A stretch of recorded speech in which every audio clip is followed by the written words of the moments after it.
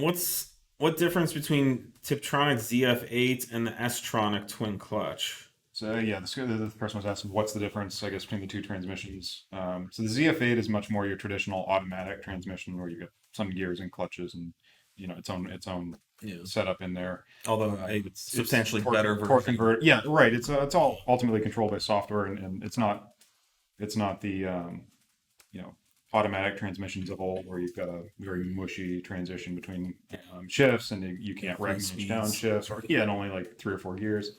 So it's a very advanced automatic transmission, but it's still an automatic that runs through a torque converter and has a more traditional automatic style transmission build. Yeah. The S-tronic twin clutch is much more like a robot controlled manual transmission, if you wanted to think of it that way, where it has two clutches that act just like your traditional clutch in a manual, and it changes gears just like you do in a manual. The trick being is there's two of those clutches, so it would be if you had a fourth pedal in your car and another foot to work it. Wait, so what? This is the S-tronic twin clutch. What's that? DSG. That's just the Audi's branding for the DSG. It almost sounded like you were just talking about R-tronic. R-tronic would be a single clutch. Yeah. This is the automatic shifted. Which is so yeah, that's the second clutch.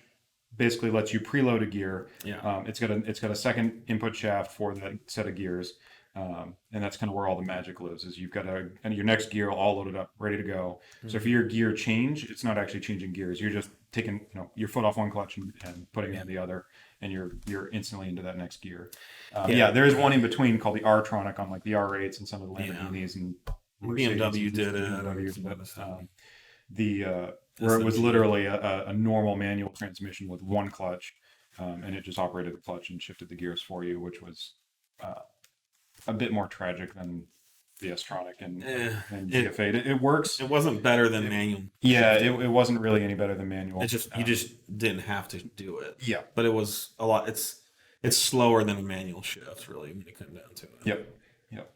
Now DSG's unless you're a whole new thing. I mean, it's an automatically shifted transmission, but it's not what I would consider to be an automatic transmission in the way that like a torque converter, transmission is. Right. But you do get the benefits too of these are traditionally most all of these are wet clutches as well, which have a much higher heat tolerance and generally better clamping power or ability for giving diameter. There's really nothing the DSG doesn't do better than a manual.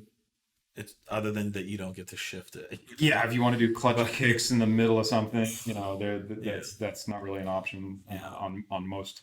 But as far as power holding, speed of shift, like staying on power, a DSG can do all those things substantially better. So because we're talking shifts in like the. On the higher speed shifts that we request 50 to 60 milliseconds. Yeah, and the best manual shift you can do is maybe 200 to 250. Yeah, the average is like 300. Most of the data we had on track, and particularly for Audi transmissions, was 300 to 400 milliseconds for a good shift. By the time you're off the gas, in the clutch, changing gears, and then back on the power. By the time that power comes back up. I mean, when I was doing a lot of drag racing, I think I was getting in the 250 range at some points with an O1E, which is terrible. That was just to complete the shift, and then you've got to wait for the turbo to come back up. Yeah, so it was crazy. We would look in the data logs and say in third gear the car would accelerate at an incredible rate, and I would begin to back off the throttle, push on the clutch. You can see all that in the data, and then the car during the shift would slow down like 3 miles an hour just during the shift. And then as the turbo would spool up, acceleration, would stop falling and would slowly ramp up. But I mean, you're basically losing 5 miles an hour of speed between the third and fourth gear shift. Now on a DSG, that would basically be nothing. Yeah. Or a ZF8. That's a ZF8 would also be the automatics are they're very good at shifting and keeping power on. But God forbid you have to shift from fourth to fifth. You're going that much faster. There's even a bigger wall of air that you're running into. I mean, it's just it's really bad. So, I'm I'm really good at manual transmissions, and I've pretty much converted over to DSGs just because I can focus more on the driving and less on the shifting. But I will say, seeing like someone like a Hans Stuck in a rally car, I mean, that's that's pure art, like it's just beautiful, like Yeah. seeing all the footwork Yeah. and everything that he's there is a doing. lot you can do with with the clutch too to manipulate the car's attitude Yeah. and power delivery. That's Yeah. we're certainly not saying that that's There's the there same. there are There's some advantages, advantages both Yeah. ways. Yeah. But I don't know if any of those things make the car give you faster lap times. It's possible. Yeah. And in a rally, the driving's a little bit different. So. Yeah, and a lot of those are purpose built.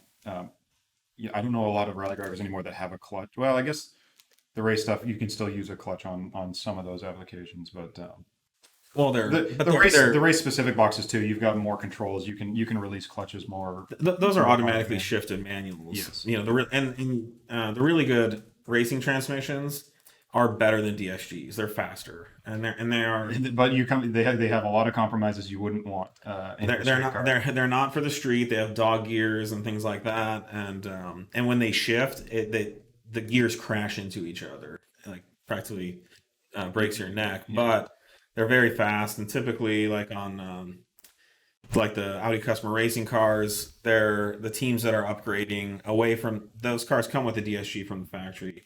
The teams that are upgrading to something like a Drexler, sequential transmission are picking up like 2 seconds a lap. And that's the result of just gears crashing into each other and Yeah. zero compromise for comfort or Yep. And NVH or anything. yeah, like generally those are a lot more configurable for ratios and things. Yeah. It'll probably help quite a bit too. Anyways, that was kind of a long roundabout answer. I'll say one last thing. The ZF8 is amazing. It's a great automatic transmission. This is not your dad's automatic or even my automatic from when I was younger. It's so much better than anything I think that's ever been on the market, going like 10 years back or beyond.